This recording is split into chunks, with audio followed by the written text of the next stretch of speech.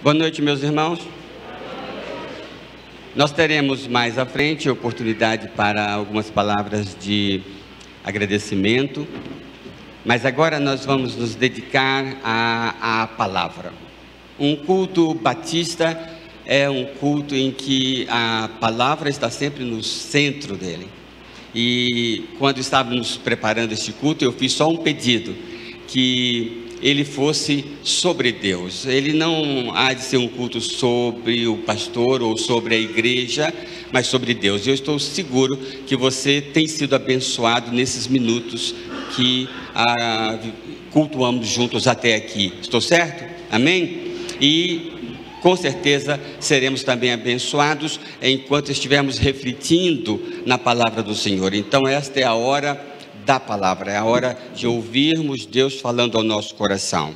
Depois nós vamos cuidar de algumas palavras mais de fraternidade. Meus queridos irmãos, para esta reflexão, eu convidei 3 dos meus muitos amigos para compartilharem comigo este sermão. Eu preciso de mais uma cadeira aqui, já tenho aqui, pode deixar. Quero chamar aqui, por favor, meu amigo pastor João Cavalcante, meu amigo pastor Juarez Mendes Freitas e o meu amigo pastor Aloysio Penido, porque nós vamos pregar juntos para o seu coração nesta noite, ok? Por favor, fique aqui comigo, eu vou introduzir o sermão. Em seguida, o pastor João, por favor, sentem-se, fiquem à vontade. Depois o pastor Aloysio Penido. E por fim, o mais velhinho, de cabelos brancos, vai concluir o sermão. Está bem assim? Então eu quero convidar você, porque a palavra do Senhor será lida em congregação. Então, como um símbolo de nossa reverência à leitura da palavra do Senhor, peço que fiquem em pé. Atos capítulo 20, nós 4 falaremos sobre este capítulo da palavra do Senhor. Atos capítulo 20 é a parte que me toca, eu vou ler aqui os versículos 17 a 24, provavelmente meus amigos lerão um ou outro versículo, mas provavelmente vão explorar esse capítulo 20 de Atos. Atos capítulo 20, versículo 17, de Mileto mandou chamar em Éfeso os presbíteros da igreja. Quando chegaram, Paulo disse-lhes: bem sabeis de que modo tenho vivido entre vós o tempo todo, desde o primeiro dia em que entrei na Ásia, servindo ao Senhor com toda a humildade e com lágrimas e provações, as quais me sobrevieram pelas ciladas dos judeus. Não me esquivei de vos anunciar nada que fosse benéfico, ensinando-vos publicamente de casa em casa, testemunhando tanto a judeus como a gregos o arrependimento para com Deus e a fé em nosso Senhor Jesus. Agora, impelido pelo Espírito, vou para Jerusalém, sem saber o que acontecerá ali, senão que o Espírito Santo me garante de cidade em cidade, dizendo que prisões e tribulações me esperam. Mas em nada considero a vida preciosa para mim mesmo, contanto que eu complete a minha carreira e o ministério que recebi do Senhor Jesus para dar testemunho do Evangelho da graça de Deus. Vamos orar mais uma vez. Pai Celestial, nós estamos diante da Tua palavra, Senhor, no culto solene. Nós queremos muito, enquanto refletimos, pedir que o Teu Santo Espírito fale aos nossos corações, a cada um de nós, ó Deus, palavra que vem do Senhor, ó Deus, e que edifica, que molda, que conforta, ó Deus, que dirige as nossas vidas. Nós Te louvamos por essa grande oportunidade de estarmos em congregação cultuando a Ti, com tantos amigos, com tantos filhos que o Senhor fez, ó Deus, e comprou com Teu sangue na cruz do Calvário. Em nome de Jesus é que oramos, Senhor. Amém. Por favor, sentem-se, meus irmãos. Esse texto, meus irmãos, nós vamos destacar aqui sobre o dom do ministério. Esse texto está dizendo que Deus nos separa, Deus me separou. Então, vamos falar sobre a chamada. Deus me congregou, Deus me deu uma linda igreja. Pastor João vai falar sobre esse tópico. Deus me ungiu para pregar Pastora Luísa vai falar sobre esse tópico. Deus me comissionou para cuidar, para o ministério, para confortar e encorajar. Pastor Juarez vai falar sobre esse tópico. Então, eu quero compartilhar com os irmãos, primeiramente, como me sinto com relação à chamada. Está aqui presente a minha mãe. Eu queria que ela ficasse em pé. 86 anos, né? Difícil de acreditar. Obrigado, mãe. Senta, pode sentar, por favor. Em 1960, eu estava nascendo no dia 10 de março deste ventre, e eu estou bastante seguro que antes mesmo de ver a luz do dia, Deus já tinha colocado ali um propósito. Deus chama pessoas para ministérios específicos. E isto é um dom. Nós não vamos falar sobre nós aqui. Nós estamos aqui hoje para falar sobre o que Deus faz. Deus chama homens, Deus chama mulheres, Deus chama pessoas para cumprirem missões específicas no seu próprio coração. Deus me vocacionou. No versículo 19, o apóstolo Paulo diz assim: eu servi ao Senhor.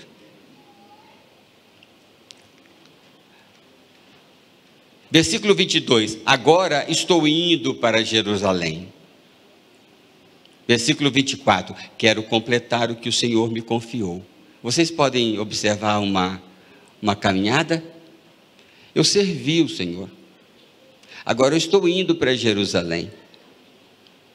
Eu quero completar o que o Senhor me marcou para eu fazer. Ele tinha consciência de que fazia algo que Deus mandou fazer. Isso é fundamental na vida de um pastor. Quase todos os problemas, tem aqui presidentes da ordem, tantos pastores, quase todos os problemas que os pastores enfrentam tem a ver com o seu sentimento de chamada. Esse é um ponto fundamental. Se eu tenho algo para me orgulhar, eu devo me orgulhar por ter sido chamado pelo Senhor para o ministério.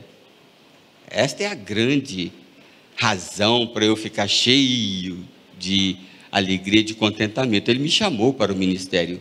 Isso não é pouca coisa, né? Eu sou chamado para este ministério. O apóstolo Paulo sabia muito bem o que é isto. Estão lembrados? Atos 9, quando ele caminhava para perseguir a igreja, ele vê uma grande luz e Jesus se revela a ele, e então Jesus manda ele procurar Ananias, que de algum modo representava a igreja, não é? E a igreja teria que reconhecer a chamada de Paulo. Não, Ananias, ele é chamado, ele é separado por mim para uma missão específica. Não é o pastor que se diz eu sou chamado. Tem muito equívoco, pastor Heber, pastor José Maria, pastor Daniel, da Ordem dos Pastores, tem muito equívoco nessa história aí. Pessoas que se dizem chamadas, que se fazem vocacionados. Isso nunca vai dar certo. Tem que ter convicção absoluta de que o Senhor chamou. O apóstolo Paulo, então, ouve de Ananias: Ananias, o Senhor realmente te chamou. O Senhor te separou para o ministério. Esse conceito de servo de Cristo é muito forte em Paulo.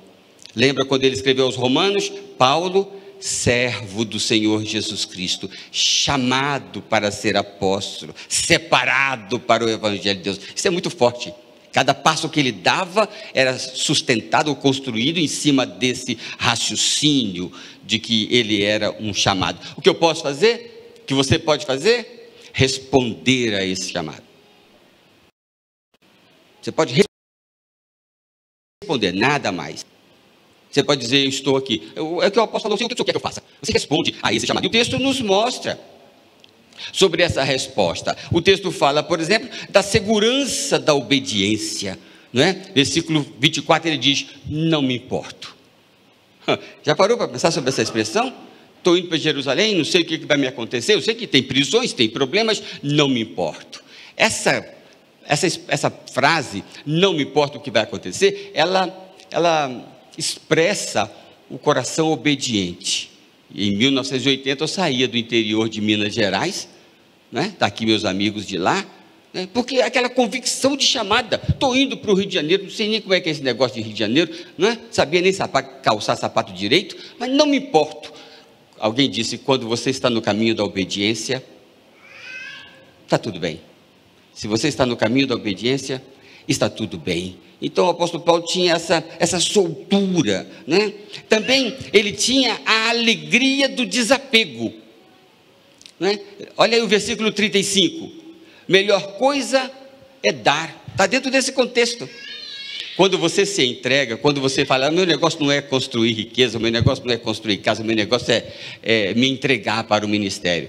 Está aí o pastor João, né? Que é um missionário lá de Minas Gerais. Quando você se entrega para o ministério, você tem um tipo de alegria diferente. Essa alegria ela é experimentada na proporção da entrega, na proporção do soltar-se, né? Melhor coisa é dar. Pergunta para Maria, quando ela derramou o perfume sobre Jesus, ela vai te explicar a alegria que se experimenta quando se dá, quando se entrega, quando se desapega. E por fim, a aventura de ser dirigido. O vocacionado, ele tem essa convicção que Deus está dirigindo. O apóstolo Paulo diz, só a única coisa que eu não sei o que vai me acontecer, eu sei que o Espírito vai me revelando. O vocacionado é como ele é como o vento, né? Ele vai sendo tocado pelo vento. Ele não tem grandes e definitivos planos. Ele só sabe que Deus vai dirigir tudo lá na frente. Então ele é solto. Ele não tem travas. Ele não tem um cabo de aço segurando aqui embaixo. Assim, meus irmãos, eu louvo a Deus por tudo que aconteceu nesses 40 anos. A plantação de igrejas, Rocinha, Urca, com Cristina e tantos colaboradores, Recreio dos Bandeirantes, missões nacionais, Goiás, Igreja Batista do Bom Retiro, a Ordem dos Pastores e essa amada igreja segunda aqui em Petrópolis. Eu sei que o Espírito tem nesses tempos todos conduzido, orientado. No momento certo ele vai dizendo o que fazer, qual será o próximo passo. Essa é a vida do vocacionado. Se você está solto nas mãos do Senhor, você vai sentir essa direção e essa alegria. E o apóstolo Paulo disse, eu estou indo para Jerusalém, não sei o que vai me acontecer, não me importa, eu sei que Deus vai dirigir tudo. Assim eu também digo, porque o melhor dia da minha vida ainda vai acontecer. Mas é na igreja que a coisa acontece. Vamos ouvir sobre isso.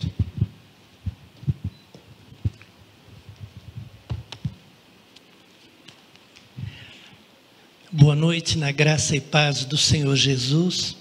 Provavelmente vocês achem diferente esse sistema de um sermão com 4 vozes. A minha é mais bonita naturalmente, mas para mim também é uma novidade.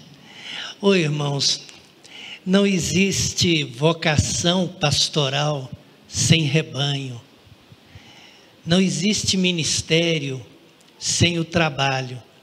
Vocês são a razão, vocês são o encantamento, vocês são o presente mais lindo que Deus pode confiar a alguém, confiar a um homem, a uma pessoa, com todas as suas limitações e falhas, o privilégio, a honra de conduzir um rebanho. E como é que esse rebanho se forma? Ele se forma dentro de um contexto de desafios imensos. Quando a gente abre o texto de Atos, capítulo 20, a gente percebe que há ali um ambiente de muita tensão, há um ambiente de perseguição, há um ambiente de idolatria, há um ambiente de pecado e morte, de perseguição e dor. E no meio daquele cascalho sujo em que a humanidade acaba se tornando por causa dos pecados humanos, Deus graciosamente, de uma maneira extraordinária, faz um povo de Deus. O apóstolo Paulo chama o ministério de ministério da reconciliação. Na verdade, desde Gênesis, nós percebemos que o homem, pelo efeito do pecado, o fato é que o pecado produziu no homem um egoísmo, e no homem e na mulher, e a tendência de culpar o outro. O pecado trouxe para dentro de nós uma estrutura de angústia, de egoísmo, de insegurança e de morte. E Caim aparece assassinando o seu irmão. E a gente vai percebendo até Noé toda uma estrutura em que esse desastre da natureza caída destrói toda a estrutura humana. Nada que se podia imaginar favorável seria possível por causa do fato do pecado, mas a obra extraordinária de Jesus é reconciliar o homem. De tal maneira que ele faz essa obra não apenas reconciliando o homem com Deus, uma postura vertical, mas também com os irmãos. E algo extraordinário acontece que se torna possível uma comunidade. E é essa a visão que a gente tem no texto. Cuidem de vocês mesmos, cuidem do rebanho sobre o qual o Espírito Santo os colocou como bispos para pastorearem a igreja de Deus. E no meio daquele ambiente tão conflituoso, tão humano, tão mundano, tão carnal, de tanta perdição e queda dentro do Império Romano, Deus constrói um povo. E nós vamos encontrar o versículo 36, uma das cenas mais lindas, uma preciosidade, uma joia rara, que é retirada do cascalho. Eles se ajoelham todos e oram, e choram, e abraçam, e beijam. Uma igreja se forma. O apóstolo Paulo, aos Gálatas, ele diz que o fruto da carne, ou as obras da carne, são imoralidade sexual, impureza, libertinagem, idolatria, feitiçaria, ódio, discórdia, ciúmes, ira, egoísmo, dissensões, facções, inveja, embriaguez, orgias e coisas semelhantes a estas. Mas a obra do Espírito, o fruto do Espírito, torna possível uma comunidade. Produz amor, alegria, paz, paciência, amabilidade, bondade, fidelidade, mansidão e domínio próprio. E por causa dessa obra do Espírito, o ministério da reconciliação se torna possível.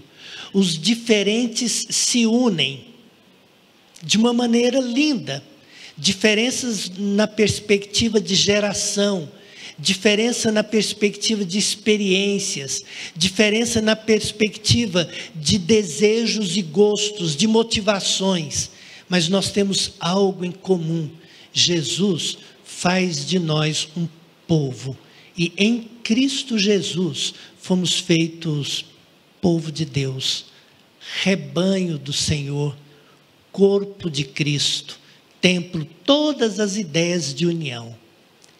E aí, esse Deus encantador, maravilhoso, que torna tudo isso possível, convida a mim e a você, convidou o pastor Juraci Bahia em um momento para dizer: você cuida do meu rebanho e você providencia para que eles possam viver em união, sejam nutridos e exerçam a missão que eu tenho para a igreja. Ministério pressupõe igreja, e nós louvamos a Deus pela vida da igreja. Como a igreja é preciosa. Nós, os pastores, carregaremos para toda a nossa vida a honra que é devida à igreja, que dá sentido à nossa existência. É isso que a gente tem no texto. Mas nós pregamos, e agora temos um pregador de verdade.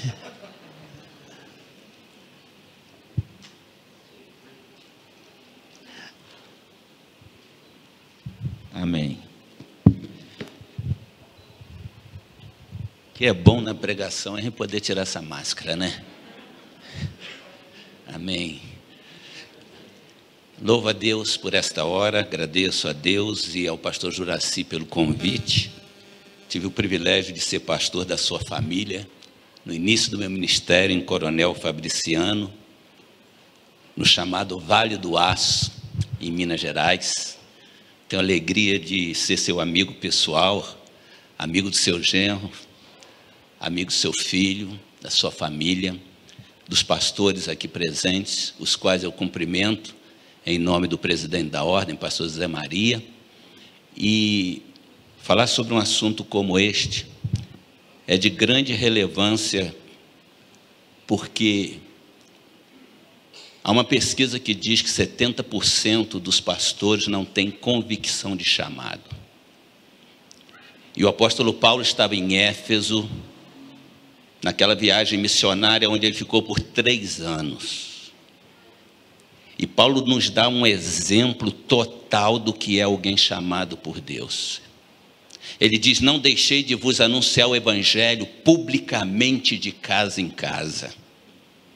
Isto significa que ele foi de fato um homem vocacionado por Deus. Mas eu quero destacar nesse capítulo 19, o verso 33, ele diz assim: de ninguém cobicei prata, nem ouro, nem vestes.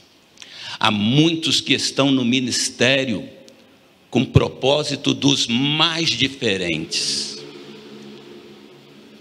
E muitos com o propósito pessoal, exatamente por não saberem por que estão no ministério. O ministério deve ser ocupado por alguém que tem um chamado, uma vocação, uma unção. A palavra do Senhor nos diz, eu vou destacar alguns outros textos aqui, em 1 Samuel 6,13, que Samuel foi ungir a Davi rei, e quando colocou aquele azeite sobre a cabeça de Davi, o Espírito Santo o tomou. E o tomou diferentemente de Saul, que foi tomado temporariamente. Mas o Espírito Santo tomou a Davi para sempre.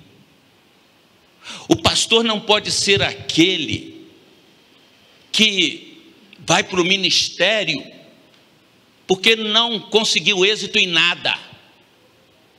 O pastor é aquele que, tendo perspectiva de ter êxito em muitas áreas, abdicou de tudo e decidiu pelo ministério. O pastor Juraci não quer que fale sobre ele, mas é difícil não falar.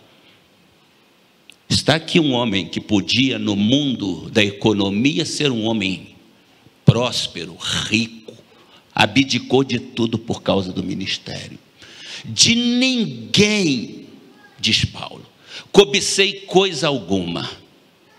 Quando o presidente da ordem dos pastores foi aos Estados Unidos, onde ele e Cristina estavam com as filhas passando um período sabático, e eu disse: Juraci, Deus me mandou aqui para te fazer uma convocação.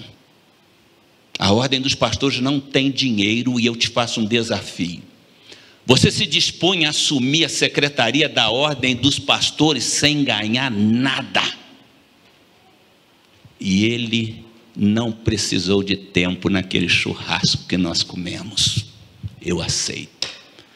Revolucionou a ordem dos pastores batistas do Brasil, porque Deus o ungiu para isto. Não foi por dinheiro, não foi por outra razão, foi por uma unção. Você sabia que há unção até para ganhar dinheiro? Há unção para ter um ministério numericamente grande? Há unção para fazer algumas coisas que outros pensam que vão fazer igual e dão com a cara na parede? Esta unção, ela foi dada especificamente a Jesus. E quando eu leio a palavra do Senhor, em João 6,63, e a palavra do Senhor nos diz o seguinte: o Espírito é o que vivifica. E aí Jesus conclui e diz assim: as palavras que eu vos digo são espírito e vida. Para transmitir uma palavra que seja espírito e vida, é necessário que haja uma unção de Deus. Quando eu ouvi que os seminários estavam tendo professores de tempo integral lá no passado, eu fui tomado por uma indignação, porque os pastores que estavam sendo preparados estavam recebendo apenas ensinamentos e filosofias e técnicas de alguém que estava ensinando a plantar uma igreja, mas nunca tinha plantado uma igreja, ensinando a ganhar almas, mas nunca tinha ganho uma alma perdida. E o apóstolo Paulo, no texto lido, ele diz que não se esquivou de ensinar todo o conselho de Deus. O pastor precisa, além do conhecimento, além da sabedoria humana, ele precisa de uma unção para que o Espírito que o tome fale ao coração de quem está sentado no banco. E aí acontece o rema de Deus, a transformação, a mudança, só é operada por uma palavra ungida, por uma palavra que vem do Espírito Santo de Deus. Eu gosto daquele texto de João, capítulo 1, verso 6. Pequenininho. Houve um homem enviado de Deus, cujo nome era João. Biografia pequena e completa por si mesmo. O pastor tem que ser um homem enviado de Deus. E por esta razão o apóstolo Paulo, que estava em Éfeso, quando sobre ele foi escrito, que está no capítulo 20 de Atos dos Apóstolos, no capítulo 6, o verso 19, ele falando à igreja, ele diz: orem por mim, para que me seja dada a palavra de poder. Porque palavra humana não transforma coração de ninguém. O que transforma corações é a palavra de Deus, a palavra ungida, a palavra de poder.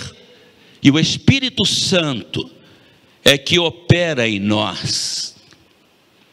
Eu quero concluir com o texto de Paulo em 1 Coríntios, capítulo 2, o verso 4. Paulo diz: eu vim até vocês, não foi pelo conhecimento que eu tenho, não quero transmitir a vocês palavras de sabedoria, mas eu quero que a minha pregação não consista em sabedoria humana, mas em poder de Deus. Foi o que ele disse escrevendo aos Gálatas, capítulo 6, versículo 14. Não me envergonho do evangelho de Cristo, porque o evangelho de Cristo é o poder de Deus para a transformação. Só o poder de Deus transforma a vida de um homem, transforma a vida de uma mulher. E para esse poder agir, queridos, o pastor tem que ser tomado por ele. O pregador precisa ser tomado por ele. Porque quando aqui no púlpito está pregando, Eu sei que muitas pessoas ficam pensando assim: quem contou a minha vida para o pastor? Por que ele está falando para mim? Sabe por quê? O Espírito Santo toma quem está falando em nome do Senhor, na autoridade do Senhor, controlado pelo Espírito Santo do Senhor. Para isto, nós precisamos de pregadores, nós precisamos de pastores que sejam cheios do Espírito Santo de Deus.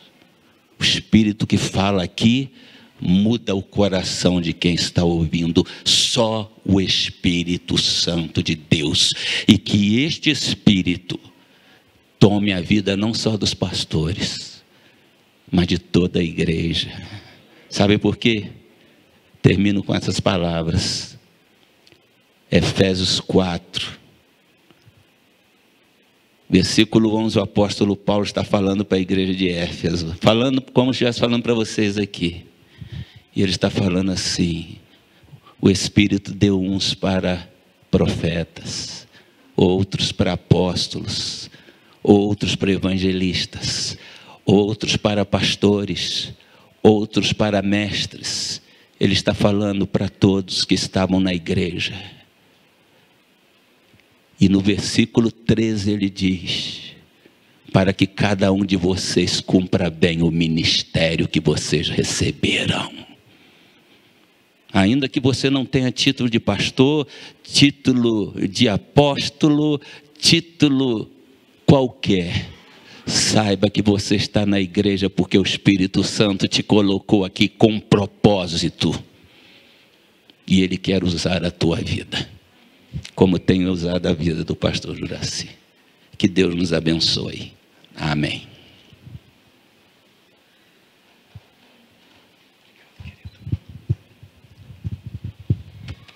Queridos, nessa noite aqui, diferente do que aconteceu em Caná da Galileia, o vinho melhor veio primeiro.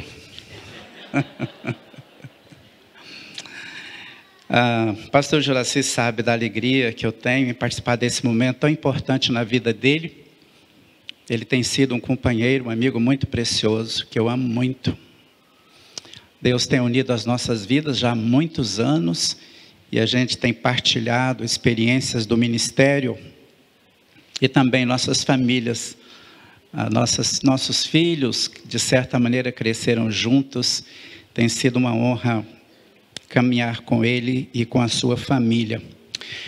Queridos, o texto bíblico que a gente leu, em parte, que começa no versículo 17, vai até o versículo de número 38 de Atos 20. Como vocês sabem, todos nós percebemos claramente, olhando para essa página da Escritura, é um dos momentos mais emocionantes, emotivos na vida de Paulo.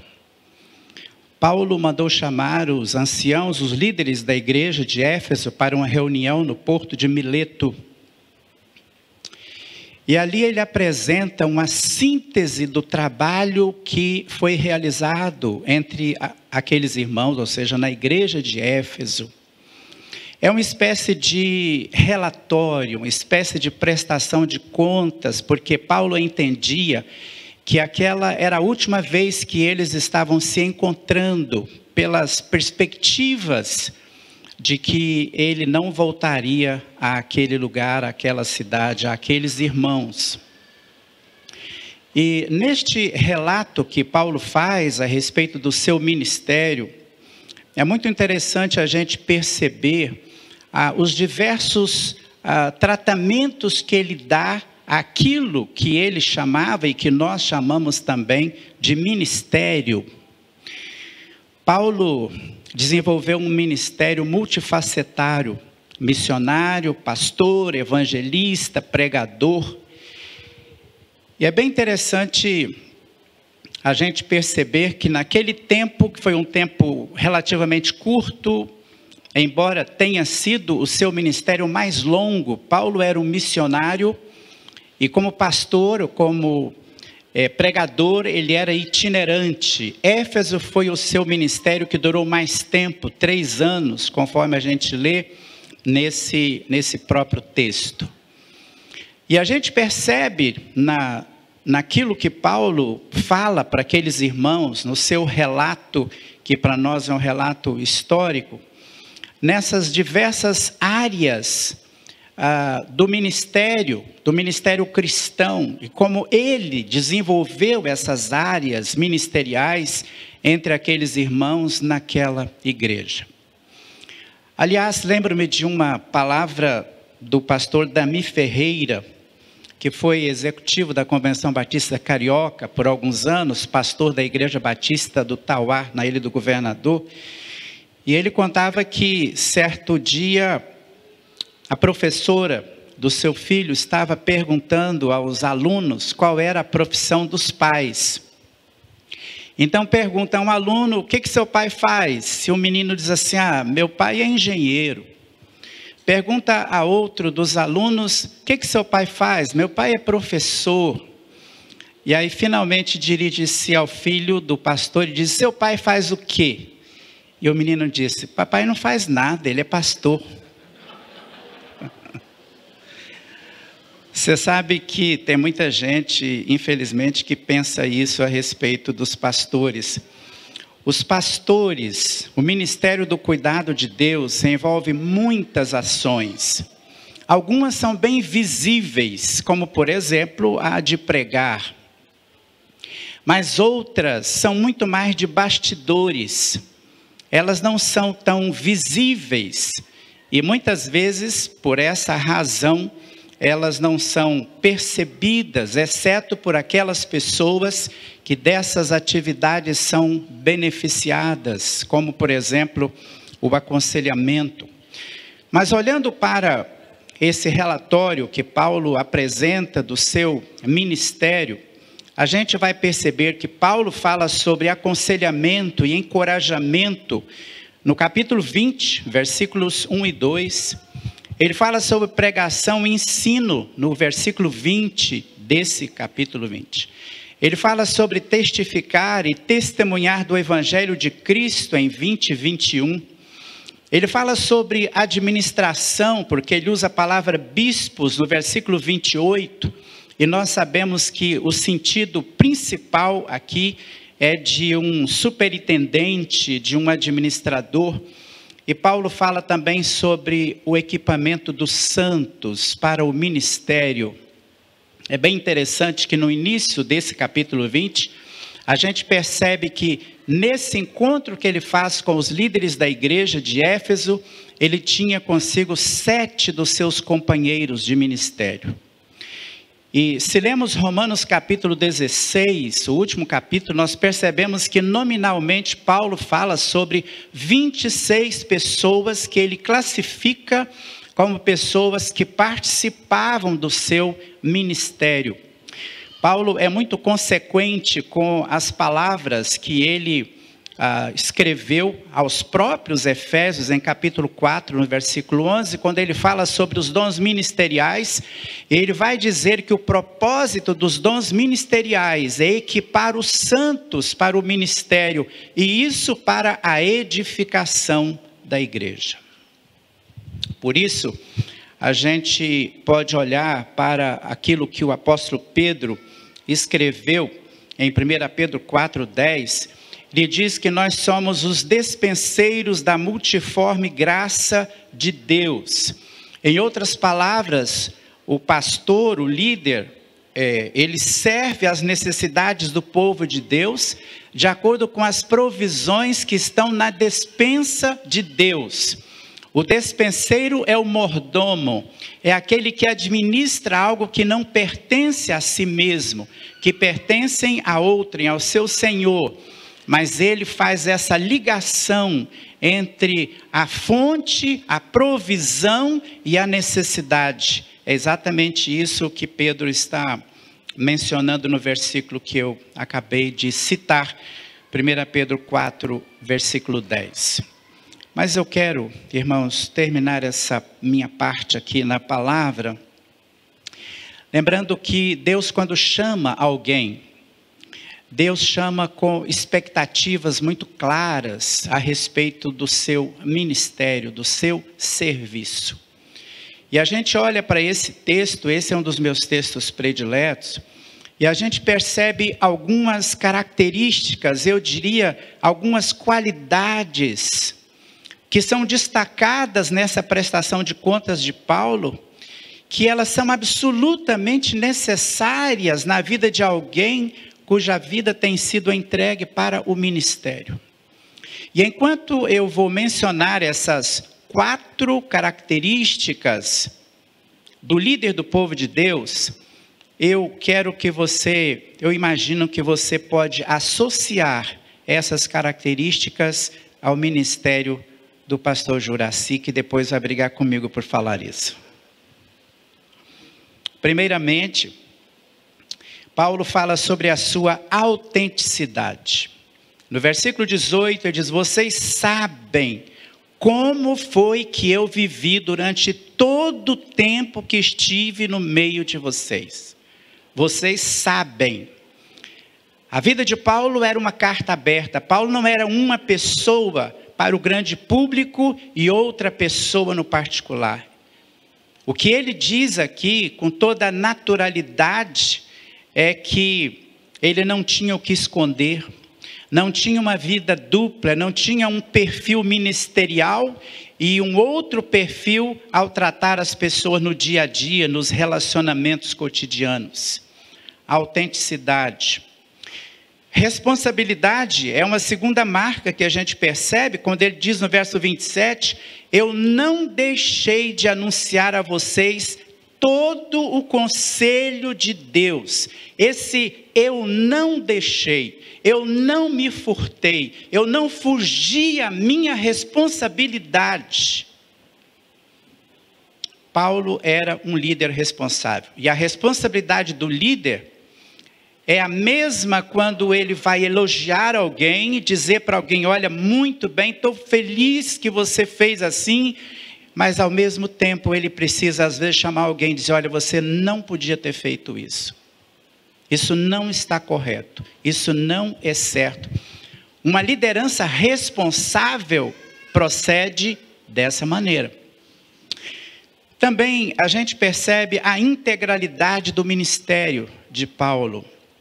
Como já mencionei, ele diz, eu não deixei de anunciar toda a vontade de Deus, toda, absolutamente toda a vontade de Deus. Lembro-me do meu professor de homilética e de alguns colegas que estão aqui, Dr. Jerry Key, em que ele insistia muito no fato de que o pastor deve pregar a Bíblia inteira, a Bíblia toda. Ele não deve selecionar aqueles textos que a ele são preferidos, mas ele precisa pregar o Velho Testamento, o Novo Testamento, os Evangelhos, as cartas, os profetas, pregar a Bíblia inteira. E Paulo diz, eu anunciei a vocês toda a vontade de Deus. Então, autenticidade, responsabilidade, integralidade e a última coisa, intensidade. Paulo teve um ministério intenso. O ministério era a sua paixão. O ministério o movia, o envolvia completamente. Lá no capítulo 20, que é o verso 31, ele diz, noite e dia, com lágrimas, eu os adverti. Intensidade, ou seja, alguém que o ministério há todo um sentido de urgência. Não, eu preciso fazer. Esse Paulo é muito claro quando diz que ele sentia realmente esse dever de fazer o ministério de Cristo. Eu tenho visto isso na vida do pastor Juraci, como tenho visto na vida de outros colegas e companheiros. Um ministro autêntico, responsável, íntegro na sua vida e na sua pregação, e também intenso naquilo que faz.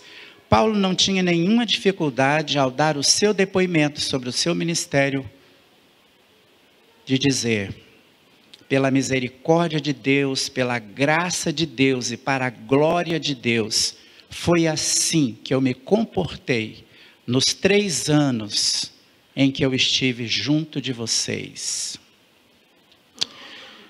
Deus abençoe vocês, queridos.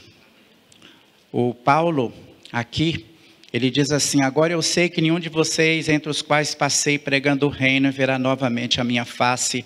Isso não é verdade em relação ao pastor Juraci. Pelo contrário, vocês verão a face do pastor Juraci muitas e muitas vezes. Mas eu creio que há uma relação muito próxima entre o ministério de Paulo e aquilo que tem sido o ministério do querido pastor Juraci Bahia. Que a ele e a vocês e a nós todos Deus abençoe. Amém.